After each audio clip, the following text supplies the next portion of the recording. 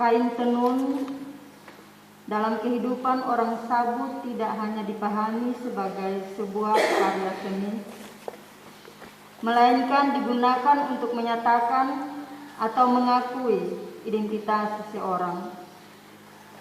Kain tenun sebagai penanda identitas genealogis orang Sabu dikenal dengan sebutan hubi, yang berarti bunga pohon palem dan menunjuk pada garis keturunan perempuan atau ibu.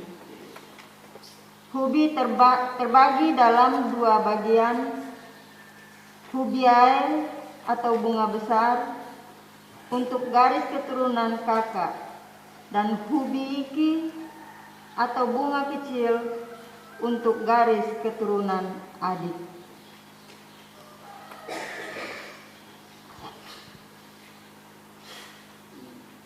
Motif dalam tenunan berperan penting sebagai identitas orang Sabu yang tidak terlepas dari siklus hidup mereka mulai dari lahir sampai meninggal.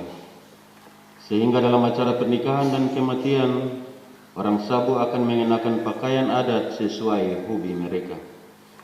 Orang Sabu dapat mengetahui asal dari pemakai kain tenun cukup dengan melihat motif yang ada dalam kain tenun yang digunakan.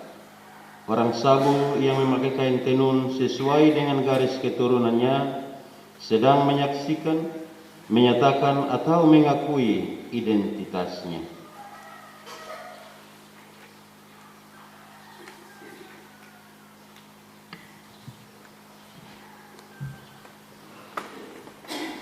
Saudara-saudariku, orang Sabu menunjukkan identitas mereka dengan menggunakan tenunan sesuai hobi mereka.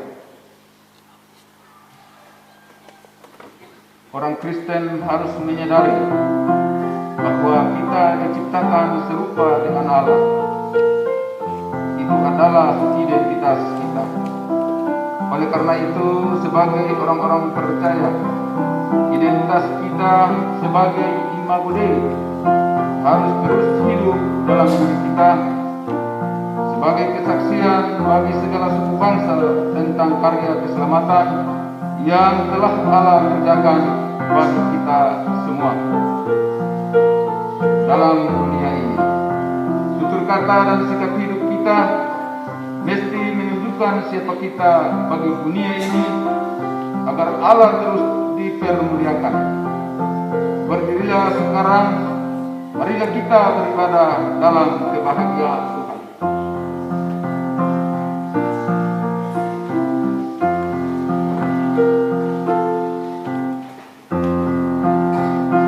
Kita puji Tuhan di dalam Kidung Jemaat nomor 322, Terang Matahari, bahasa Sabu.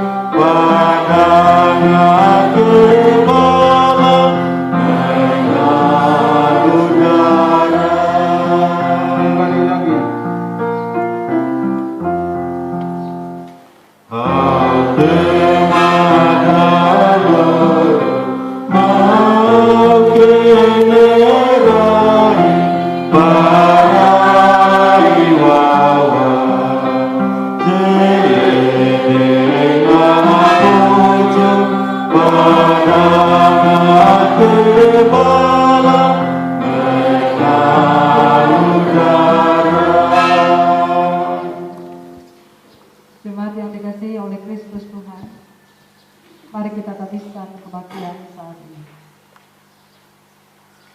Pertolongan kita adalah di dalam nama Tuhan yang menjadikan langit dan bumi, yang memelihara kesetiaannya sampai selama-lamanya.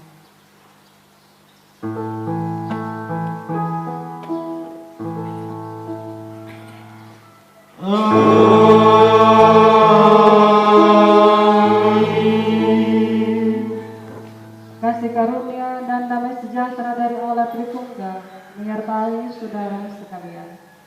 Dan menyertaimu juga. Silakan duduk semuanya.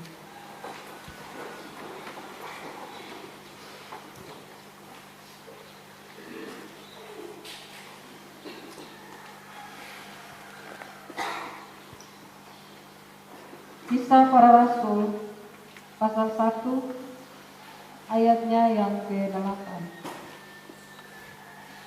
Kisah Para Rasul pasal 1 ayatnya yang ke-8 saya pilih menjadi berita atau nats pembimbing bagi kita dalam kebaktian di pagi hari ini. Beginilah bunyi firman Tuhan.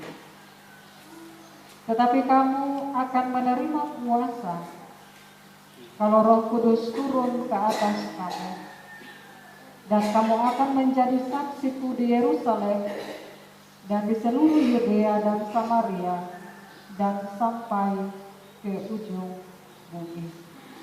Kita aminkan nats pembimbing dengan melakukan nyanyian Kirim Jemaat 424 baitnya yang pertama dengan ragam Injil.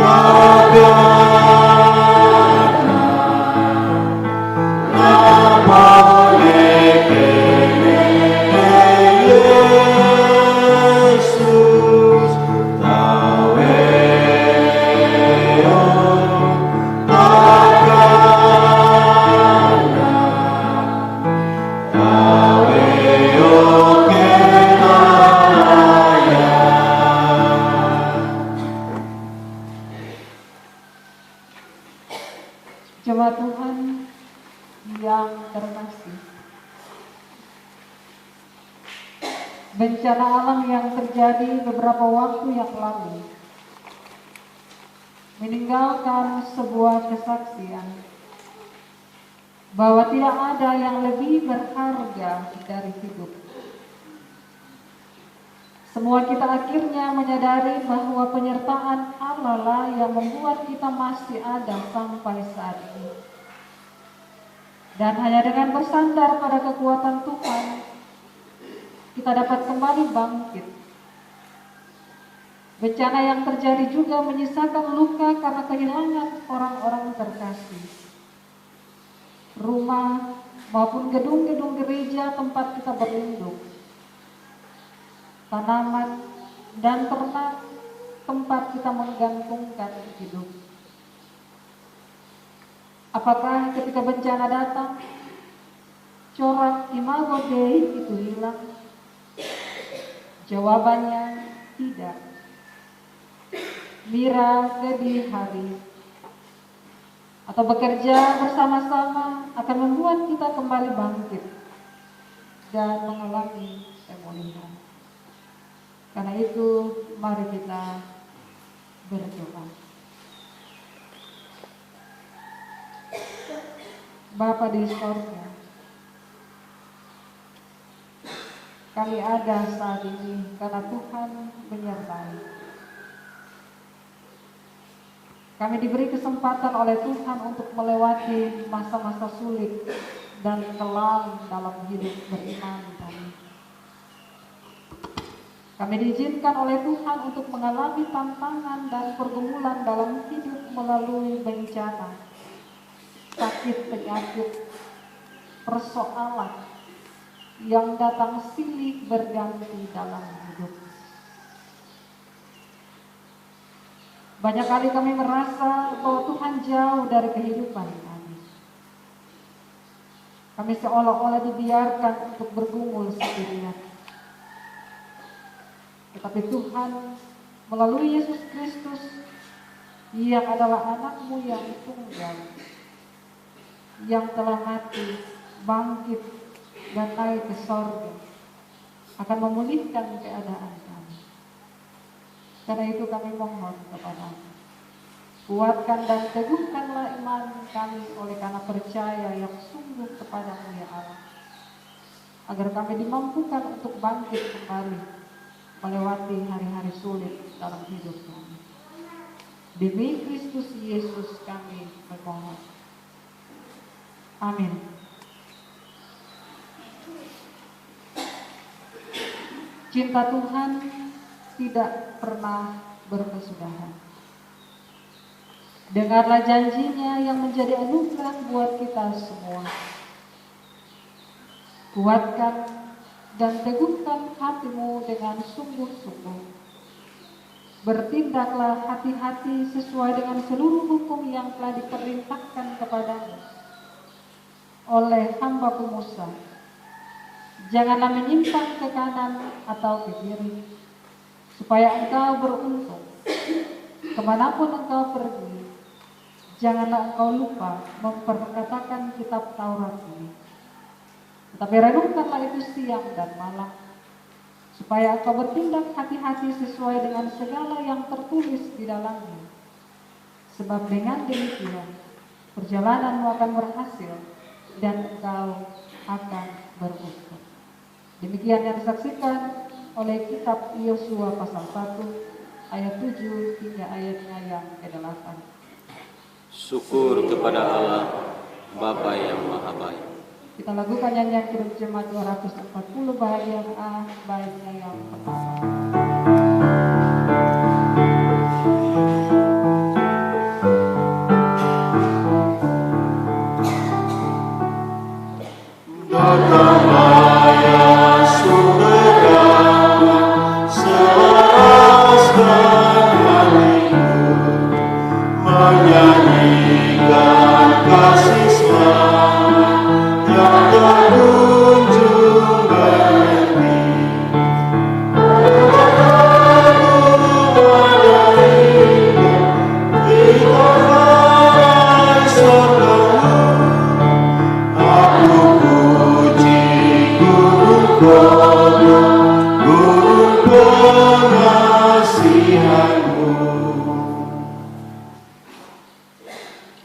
Kita akan memuliakan nama Tuhan melalui Mazmur berbalasan sebagai puji-pujian.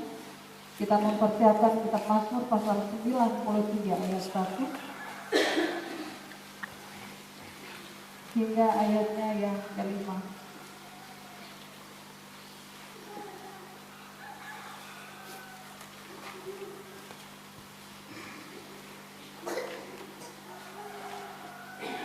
Saya jemput saudara-saudara sekalian berdiri.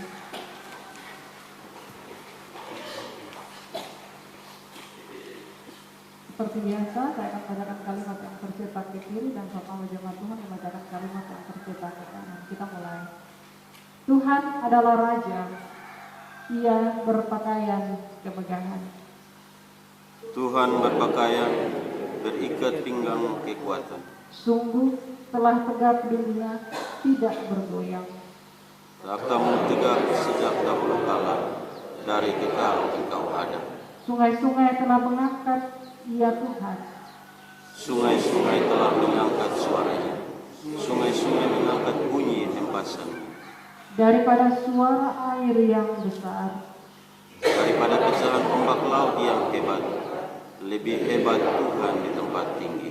peraturan-Mu sangat teguh. Baik-Mu layak kudus, ya Tuhan, untuk sepanjang masa. Jemaat Tuhan disilakan duduk kembali.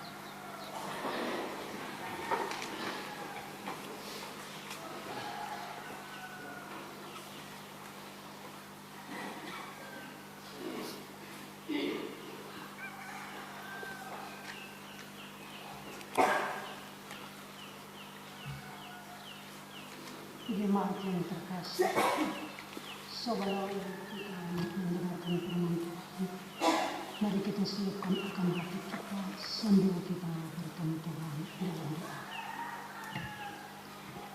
Selamat pagi Bapa di sorga, di saat jam pagi ini kami naikkan tanda ucapan syukur atas kehadiran-Mu, atas kebersamaannya Tuhan. Sepanjang perjalanan hidup kami dari malam hingga jam pagi hari ini, kami juga telah dipanggil oleh Tuhan masuk dalam ibadah kebaktian di saat jam ini. Dimanapun kami telah memuji-muji akan segala kebesaran nama-Mu Tuhan, kami juga siap untuk dilawat oleh kebenaran firman-Mu Tuhan. Sebelum itu kami minta Tuhan datang kepada kami, kuasai akan hati, pikiran, perasaan roh kami, kuasai akan ruangan ini bagi kami, agar seketika kami mendengarkan firman Tuhan. Biarlah firman itu membawa berkat sepanjang perjalanan hidup kami. Hamba-Mu yang memberitakan Injil di saat jam ini, kiranya Allah pakai hamba-Mu secara luar biasa, ajaib dan heran. Kirimkanlah akan segala perkataan firman dan keluarkan akan hamba-Mu dalam pemberita Injil di saat jam pagi hari ini. Semua yang tidak berkenan kepada Tuhan, yang menghalang-halangi pemberita Injil dan saatnya kami mendengarkan Injil, kiranya Allah angkat itu bagi kami Bapa, dan permuliakanlah akan segala kuasa-Mu bertambah-tambah dalam pribadi hidup daripada hamba-Mu. Agar hamba-Mu untuk memberitakan Injil, biarlah semuanya itu membawa berkat dalam penghidupan kami sebagai umat-Mu Tuhan. Berfirmanlah kepada kami Bapa, karena kami siap untuk mendengarkannya. Amin.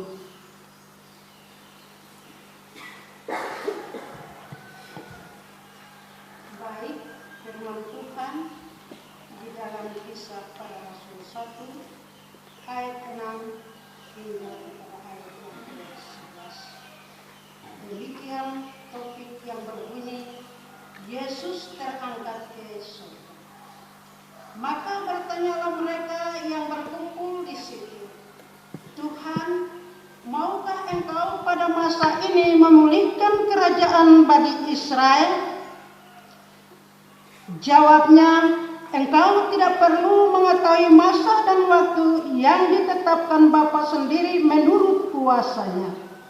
Tetapi kamu akan menerima kuasa kalau Roh Kudus turun ke atas kamu, dan kamu akan menjadi saksiku di Yerusalem dan di seluruh Yudea dan Samaria dan sampai ke ujung bumi. Sesudah ia mengatakan demikian, terangkatlah ia disaksikan oleh mereka, dan awan menutupnya dari pandangan mereka.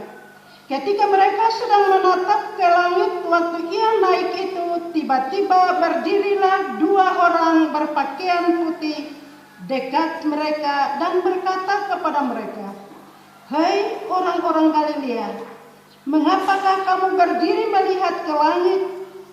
Yesus ini yang terangkat ke surga, meninggalkan kamu, akan datang kembali dengan cara yang sama, seperti kamu melihat dia naik ke surga." Sungguh demikian bunyi firman Tuhan. Diberkatilah setiap telinga yang mendengar dan hati yang terbuka bagi firman. Haleluya. Wajadeo, wajadeo, wajadeo. Bersaksi bagi segala suku bangsa. Demikian tema renungan secara umum untuk minggu yang ketiga dalam perayaan bulan bahasa dan budaya. Belum minggu ketiga ya Bapak ya. Minggu kedua maupun minggu ketiga. Kita ada di tengah-tengah. Bukan hari Minggu tapi hari Kamis, karena hari ini semua umat percaya merayakan proses kenaikan Tuhan Yesus ke sorga. Shalom. Bapak pernah lihat orang terangkat hidup-hidup? Belum. Kecuali di film-film ya. Tapi itu tuh magic. Itu tuh omong kosong. Itu tuh tipuan kamera. Itu tidak benar. Yang terangkat hidup-hidup ke sorga, saya belum baca dari Kejadian sampai Wahyu. Tapi yang saya tahu sepanjang sejarah itu hanya 2 saja. Pemala yang tahu yang pertama siapa? Henok. Iya. Elia? Elia juga? Jangan ragu. Henok. Yang saya tahu sih Henok. Dan yang kedua adalah Yesus Kristus. Karena sejarah terangkat ke surga ini bukan sesuatu yang merupakan otoritas kita, semaunya kita, sekehendak hatinya kita. Tapi itu merupakan otoritas Allah sendiri. Allah yang kumau, bukan Yesus Kristus, bukan juga Henok. Itu menunjukkan bahwa memang Allah itu benar-benar punya kendali dan kontrol yang hebat atas hidup kita. Teman-teman dan saudara-saudari sekalian, rupanya di Alkitab ini hampir di setiap kali kita merayakan kenaikan Yesus ke sorga, bacaannya sama. Hanya itu saja. Kisah Para Rasul pasal 1 ayat 6 sampai ayatnya yang ke-11. Terlain Bapak, itu terus. Tapi kali ini berkaitan dengan segala sesuatu yang sementara terjadi di bumi, di bawah kolong langit ini. Tentu Majelis Sinode punya satu pemikiran bahwa melalui firman yang sama, setiap tahun ada sesuatu yang benar-benar dapat memberkati. Termasuk Tuhan sekalian, setelah Yesus bangkit, yang mana kebangkitannya itu terjadi secara ajaib, dimulailah proses penampakan di hadapan banyak orang. Mulai dari Maria Magdalena, lalu 2 orang dalam perjalanan ke Emmaus, lalu murid-murid dalam jumlah yang lebih besar di tepi pantai Danau Tiberias. Dan itu menjadi satu titik balik yang luar biasa bagi para murid yang tadinya ada dalam keadaan takut, kalut, gelisah, bimbang, mau jalan kemana, mau bersandar pada siapa. Karena mereka tidak punya pegangan lain, sandaran lain selain Yesus. Tapi ketika Yesus bangkit, lalu dia mulai menampakkan diri dalam wujudnya yang bukan hantu, yang bukan bayangan, atau kita bilang yang bukan wujud kita pun orang yang kita sayang, yang mungkin ada berdiri di ujung-ujung jalan. Ini wujud yang betul-betul utuh seperti sebelum dia meninggal. Ini menjadi satu orang titik balik. Keadaan yang tadinya takut, kalut, bimbang dan cemas seolah-olah mendapat cahaya terang. Mereka kembali bersuka cita, bersyukur. Penampakan selama 40 hari itu sungguh membuka mata para murid siapakah sosok Yesus yang selama ini mereka ikuti. Mereka akhirnya mulai memahami segala ajarannya, mujizat-mujizat yang dia lakukan, bahkan kematian dan kebangkitan. Setelah Yesus nampak dalam wujud yang sesungguh, setelah dia mati, Bartolomeo mulai sadar, oh ketika dia ajar sesuatu yang baik itu dia maksud ini. Ketika dia melakukan tanda-tanda mujizat, dia makna ini. Dia mati juga tidak sia-sia, apalagi diteguhkan dengan kebangkitannya. Hal ini semakin mendorong rasa penasaran mereka tentang apakah kelanjutan dari kisah kebangkitan ini. Don't you kepo bahasa dia. Don't you penasaran mati pun setelah kebangkitan apa lagi? Cerita apa lagi di balik sosok Yesus yang misterius ini? 3 tahun ikut Yesus tapi tidak kenal dia secara baik. Tunggu di Sumatera kau bangkit dulu lalu menampakkan diri baru mulai memahami secara pelan-pelan. Kadang-kadang kita juga gitu ya. Orang yang dekat dengan kita hari-hari kita tidak tahu dia punya sayangnya kita itu seperti apa, dia punya perhatiannya kita seperti apa, kita anggap sepele, anggap enteng. Ini orang tidak ada lagi, bahwa kita duduk renung, menyesal juga. Aduh kenapa ya, tadi tidak respon secara baik, barang su habis. Mau buat apa lagi? Ini juga seperti yang dialami oleh murid-murid Yesus.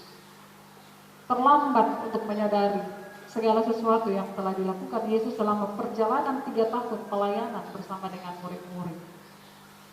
Selama 40 hari Tuhan Yesus menampakkan diri di hadapan banyak saksi mata. Murid-murid Tuhan juga terobsesi atau sangat tergila-gila dengan pemulihan tanah di Israel. Waktu itu di Israel itu terjadi satu goncangan yang hebat karena negeri yang dijanjikan Allah kepada Abraham itu sedang ada dalam penjajahan tak henti oleh berbagai bangsa. Katanya bangsa kesayangan, bangsa pilihan. Tapi kenapa dia harus dijajah, ditempa, dihajar habis-habisan oleh penjajah dari bangsa-bangsa lain? Padahal kalau mau dihitung itu penjajah juga kecil. Mungkin secara militer mereka tidak kuat. Tapi kenapa mereka bisa untuk masuk dalam Israel itu dan kemudian memporak-porandakan situasi dan keadaan pada saat itu? Penjajahan itu tidak hanya membuat penderitaan mereka semakin menjadi-jadi, namun juga mengikis perlahan-lahan iman dan persaudaraan di antara mereka. Maka tentu Papa Mama, momentum hadirnya Yesus yang bangkit dari kematian di hadapan publik atau di hadapan banyak orang adalah satu tanda ajaib yang akan menggetarkan mereka untuk melawan penjajahan Romawi. Ini justru di film-film. Jagoan mati, lalu dia bangkit, kita bilang, aduh ini baik, sudah disuruh datang lagi, dia bisa bantu ini orang-orang lemah, bisa tolong ini kaum jelata dan lain sebagainya. Pengharapan itu bangkit lagi. Yang sirna, yang pudar, dia mulai hidup kembali. Mereka meminta Tuhan Yesus memulihkan kerajaan Israel. Kerajaan Israel yang hancur ketika pembuangan ke Asyur dan Babel. Israel itu hancur-hancuran pada saat itu. Mereka terbagi-bagi. Ada separuh yang dibuang ke Asyur, separuh dibuang ke Babel, dan itu berlangsungnya sangat lama. Ada 70-an tahun. Lama Bapak Kalau 70-an tahun hidup dalam kemewahan, kelimpahan, rasanya cepat sekali. Tapi 1-2 hari hidup dalam penderitaan dan kesesakan, rasanya berpuluh-puluh tahun. Apalagi 70 tahun Bapak hidup dalam penderitaan, dijajah, makan susah, tidur susah, kita punya tenaga dipakai untuk kerja. Kita punya hak dirampas, tidak ada hak bicara. Kita tidak punya hak untuk mengemukakan pendapat di depan banyak orang. Kita diperbudakan itu khususnya untuk bangsa Israel, mereka punya status itu budak. Budak berarti kau kerja di tambang-tambang, tarik tali tambang untuk pengembangan atau terowongan atau bait-bait Allah dan lain sebagainya. Itu betul-betul tenaga mereka dikuras habis. Menguatkan yang sementara mengalami isolasi mandiri, taat prokes. Yang ketiga, Bagi para medis yang memberikan vaksin, kita beri tanggapan positif. Yang lalu-lalu kita negatif, termasuk pendeta. Negatif thinking atau berpikir negatif, berpikir miring, berpikir salah. Sekarang kita menunggu, tapi mana belum datang-datang juga. Kapan waktunya? Tetap ada dalam penantian. Itu 3 hal. Itulah bentuk kesaksian kita. Tidak perlu pakai toa lalu bilang, hei bertobatlah seperti Yohanes Pembaptis. Kesaksian orang percaya itu banyak, dalam banyak bentuk dan banyak rupa. Tapi salah satu yang berkaitan dengan keadaan dunia yang sekarang 3 itu diminta dari kita.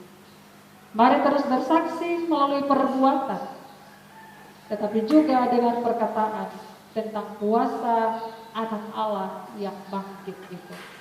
Selamat merayakan kemenangan Kristus yang kekal. Amin.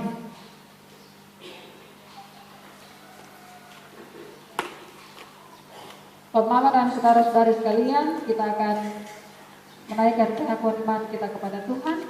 Karena itu saya jemput Pak Mama semua untuk berdiri dan bersama dengan semua orang percaya di segala tempat dan pada segala waktu kita mengucapkan pengakuan iman rasuli dalam versi bahasa Sabu.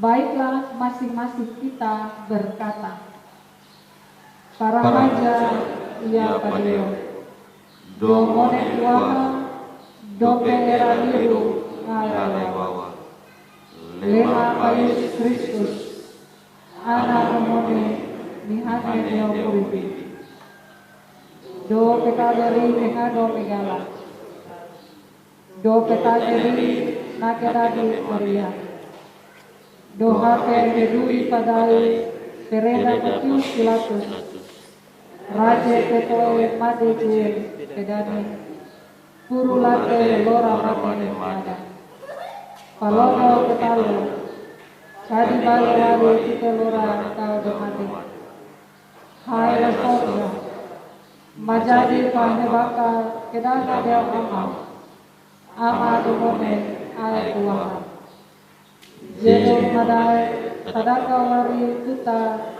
mape bagi palamangi, kahai tidau, domuri lema domade, para haja ya pahenga domau domengala, era domau megala, lua neuju, daudo para haja, lua pehu pahala, kadi ngamuri mada dope loro. Kidung Jemaat 38 kali.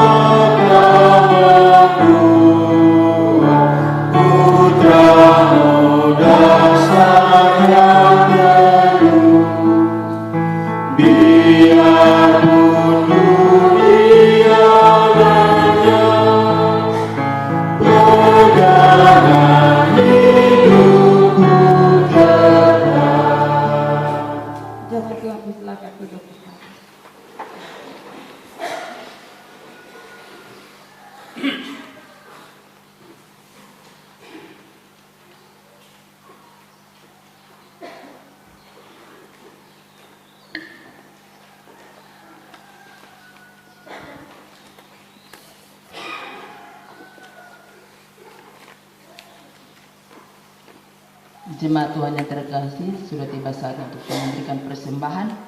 Karena itu pertama-tama, jadikanlah diri kita sebagai berkat bagi orang lain. Jangan menjadi penyebab rusaknya berkat orang lain. Marilah kita memberikan apa yang kita miliki sebagai persembahan yang hidup dan berkenan kepada Allah. Untuk itu, mari kita berdoa. Ya Tuhan yang Maha Murah dan yang Maha Kasih, berkatilah persembahan syukur kami ini, Sebab siapakah kami ini yang dapat memberi dengan kesukaan hati kami sendiri? Semuanya Tuhan punya dan kami berikan ke dalam tangan Tuhan sendiri. Di dalam nama Tuhan Yesus kurban yang hidup itu kami berdoa. Amin. Sambil persembahan kita diberi, kita menyanyikan lagu Kidung Ceria nomor 192.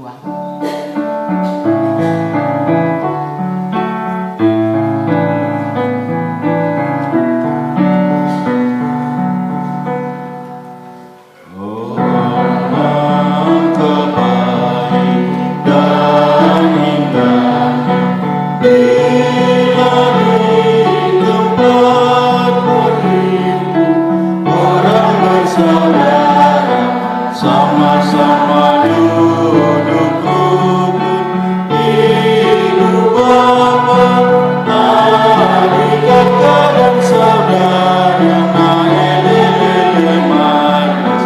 Sama-sama duduk rukun dan bersatu dalam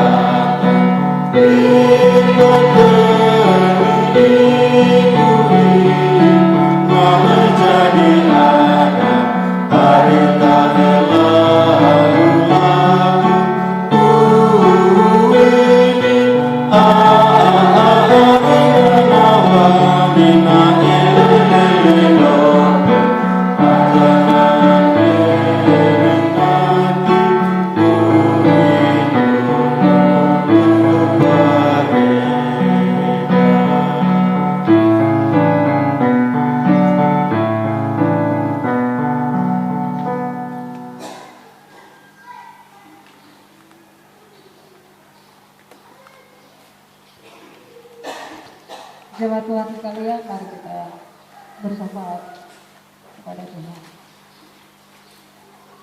Kita berdoa. Kami datang kepadamu di pagi hari ini Tuhan. Kami diam di hadirat-Mu dalam ketenangan hati, keheningan jiwa, karena kami merasakan kebaikan-Mu menaungi kami semua. Di hari di mana semua umat boleh menyaksikan kebaikan Allah melalui kenaikan Yesus Kristus ke sorga yang adalah Putra. Iman percaya kami semakin dikuatkan di dalam bahwa apa yang kami imani benar-benar hidup, dan Dia pergi untuk mempersiapkan tempat bagi kami semua yang percaya kepada-Nya. Ya Bapa, secara pribadi dengan Engkau, di mana hubungan secara pribadi itu menjadi kacau ketika kami lebih disibukkan dengan pekerjaan, dengan rutinitas, dengan keluarga, dengan diri kami sendiri, sehingga kami lupa untuk ada dalam waktu bergaul akrab dan intim dengan Tuhan melalui doa dan pembacaan serta perenungan firman. Pulihkanlah hati kami Tuhan, agar melalui kenaikan Yesus Kristus ke sorga, kami boleh lagi memberi ruang dalam hati kami untuk menempatkan Yesus di sana, bercakap-cakap dengan Yesus di saat dan dikala kami ada dalam keadaan apapun, baik suka maupun duka. Kami juga mohon Tuhan pulihkan keadaan kami pribadi dengan sesama kami. Tolong akan kami. Sebelum kami melangkah untuk pemulihan bangsa dan negara kami harus memulai daripada unit yang terkecil, supaya kami bersatu padu, bekerja bersama-sama untuk memulihkan segala sesuatu yang lebih besar yang ada dalam jangkauan secara dunia. Kami mohon kepada-Mu Tuhan, pulihkanlah hubungan kami dengan gereja, ketika kami ada dalam keputusasaan. Kami lebih suka menyendiri, kami lebih suka lari untuk berdiam diri. Kami tidak suka ada dalam perhimpunan dan persekutuan orang percaya melalui pertemuan-pertemuan rohani. Kami lebih suka untuk menyelesaikan persoalan kami sendiri, tanpa kami melibatkan sesama kami yang mungkin secara rohani lebih kuat imannya daripada kami. Kami yang lemah, kami merasa diri kami tidak membutuhkan orang lain. Kami mohon kepada Bapa di sorga, pulihkanlah hubungan kami. Kami percaya bahwa melalui kematian, kebangkitan, bahkan kenaikan-Mu di sorga, keadaan bangsa dan dunia kami yang sementara ada dalam ketidakpastian.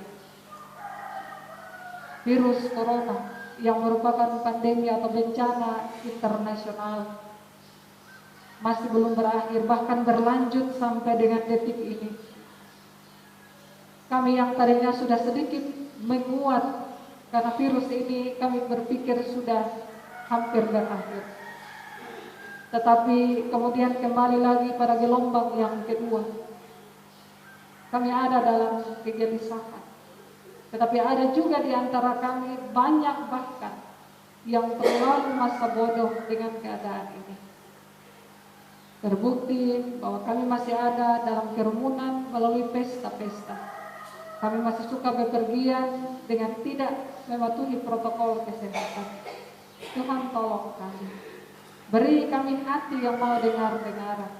Beri kami pikiran yang sehat, agar kami tidak menjadi orang-orang yang membangkang sekalipun kami tahu bahwa maut ada di depan mata. Beri kami Roh-Mu yang kudus ya Allah, agar kami boleh menjadi pribadi-pribadi yang lebih lagi taat kepada Allah melalui Yesus Kristus, supaya pengorbanan-Mu di atas kayu salib itu tidak menjadi sia-sia. Terima kasih banyak Bapa di sorga. Kami semua yang hadir di pagi hari ini datang dengan berbagai-bagai pergumulan hidup. Tuhan kiranya mendengar, Tuhan kiranya mau juga menjawab. Kami adalah orang-orang yang tidak sempurna, kami memiliki sejumlah pergumulan dalam hidup, tetapi kami yakin dan percaya bahwa di dalam Kristus Yesus Tuhan yang telah pergi ke surga untuk menyiapkan tempat terbaik bagi kami, yang akan mendengarkan dan menjawab setiap pergumulan-pergumulan dalam doa yang kami naikkan kepada-Mu. Akan ada kebaktian yang kedua di jam 9 nanti. Tuhan pun menyertai.